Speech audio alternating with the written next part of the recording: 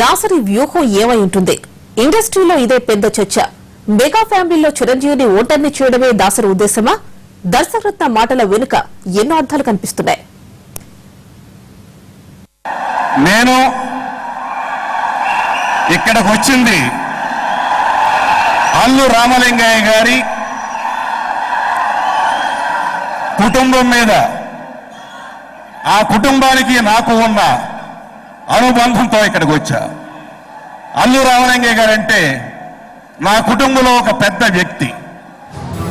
దాసరి ఎక్కడో తన సొంత ప్రెస్ కాన్ఫరెన్స్ లోనూ చిరంజీవి కుటుంబానికి సంబంధం లేని వేదిక మీదనో కామెంట్స్ చేస్తే అదో పద్ధతి. కానీ ఇక్కడ పరిస్థితి అది కాదు. అటు అరవింద్ ఇటు అర్జున్ నిలబడి ఉండగా అల్లు అర్జున్ ఆడియో ఫంక్షన్ లో వేలాది మంది మెగా అభిమానుల ముందు దాసరి కామెంట్స్ చేశారు. స్టైల్ అంటే పవన్ కళ్యాణ్ అల్లు అర్జున్లదేనని చెప్పారు. అంటే ఈ మధ్య తనతో సినిమా చేయడానికి పవన్ కళ్యాణ్ ఒప్పుకున్నాడు కనుక ఆయన మంచివాడయ్యారు. అల్లు అర్జున్ ఆడియో ఫంక్షన్ కనుక అతను స్టైలిష్ అయ్యాడు. కానీ చిరంజీవి మాత్రం దాసరి దృష్టిలో అనామకుడయ్యాడు.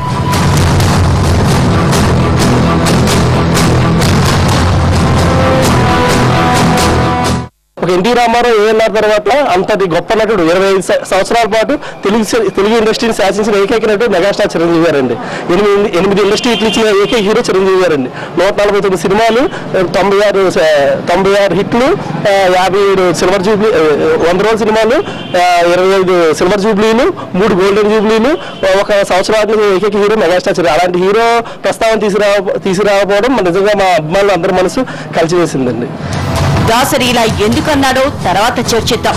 కానీ ఆ వేదిక మీద ఉన్న అల్లు అర్జున్ కానీ అల్లు అరవింద్ కానీ అక్కడే దాసరికి ఎందుకు సమాధానం చెప్పలేదు? చిరంజీవి నీడలో తాను పైకొచ్చానని చెప్పటానికి అల్లు అర్జున్ 4 రోజులు ఎందుకు ఆగాడు? అల్లు అరవింద్ ఇప్పటిదాకా ఎందుకు పెదవి విప్పలేదు? అవు కాక, శంకరన్న డాక్టర్ కదా, 24 గంటలు హాస్పిటల్లోనే ఉంటాడు. అస్సలు టైమే దొరకదు. కసంటప్పుడు పెళ్లి ఎట్లా చేసుకుంటాడు? వదినకు చాలా తక్లీఫ్ అవుతుంది. మామూలు అయితే అన్నను అర్థం చేసుకున్నాడు కష్టం. అదే వదినమ్మ డాక్టర్ అయిందనుకో, మస్తుగా అర్థం చేసుకుంటది, జోడి మంచిగా ఉంటది. నేనేమనుకున్నాను, తను అదే అన్నారు. దేనికన్నా నవ్వుతున్నారు? ఏంటమ్మా మీరిద్దరు ఎందుకు నవ్వుతున్నారు? నువ్వు ఇలా అంటావనే నీకు డాక్టర్ సంబంధం చూసాం. డాక్టర్ సంబంధం చూసారట డాక్టర్? అర్థమైంది డాక్టర్. డాక్టర్ మధుసూదన్ చాలా మంచి సలహా ఇచ్చారు. థ్యాంక్స్. ఎప్పుడు అన్నకి అండగా ఉండే నాగబాబు సైతం తెర వెనకే ఎందుకు ఉండిపోయాడు? ఇండస్ట్రీలో చిరంజీవి వెంట ఉండే సైన్యం, ఇతరితర పెద్దలు కూడా దాసరి వ్యాఖ్యల్లో అంతరార్థంపై ఎందుకు మౌనం వహిస్తున్నారు?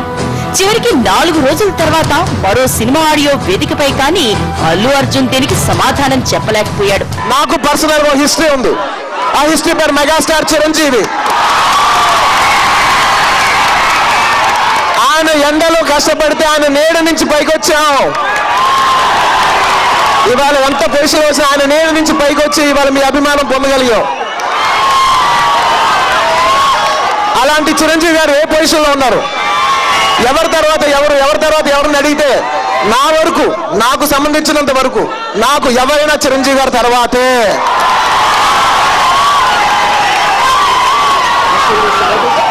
చాలా ఈజీగా నేను పంచ్ డైలాగులు, సెటైర్లు, కాంట్రవర్షియల్ డైలాగులు వేసి క్లాప్స్ కొట్టించేయచ్చు. కానీ చిరంజీవి గారు మాట అన్నారు, ఎవరినైనా హర్ట్ చేయడం చాలా ఈజీ, కానీ వాళ్ళ హార్ట్ లోకి వెళ్ళడం చాలా కష్టం పని.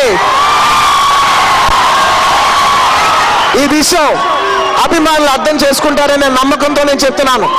అంటే ఎక్కడ అభిమానులు దూరమవుతారోనన్న భయంతోనో, దానివల్ల తన సినిమా కలెక్షన్లు ఎక్కడ తగ్గుతాయోనన్న ఆందోళనతోనో బన్నీ రియాక్ట్ అయ్యాడనుకోవాలా? ప్రతి ఒక్కరూ తెలుగు ఇండస్ట్రీలో అడుగు పెడుతూ చిరంజీవిని ఆదర్శంగానే తీసుకొని అడుగు పెడతారు. చిరంజీవిలాగా అలా బతకాలనే అనుకుంటారు.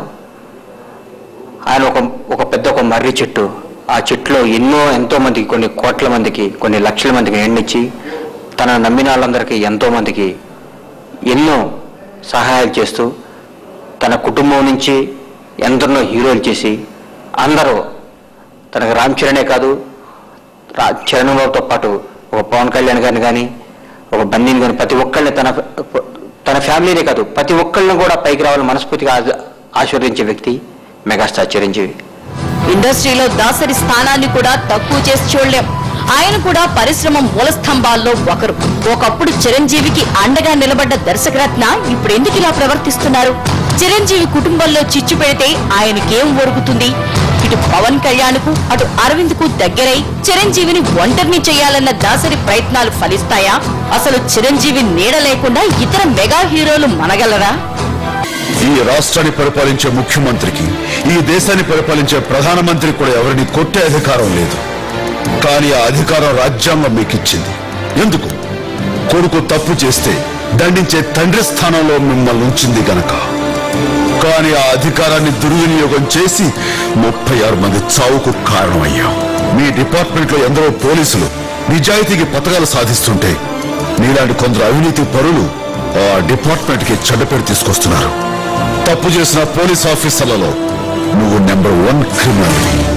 అందుకే నిన్ను చంపి ఆ రక్తంతో మీ డిపార్ట్మెంట్ నే శుద్ధి చేస్తాను. చచ్చే ముందు నీ రక్తం ఇలా ఉపయోగపడుతున్నందుకు గర్వపడు. సార్ నన్ను చంపొద్దు, నన్ను క్షమించండి. తెలుగు భాషలో నాకు నచ్చని ఒకే ఒక్క మాట క్షమించడం.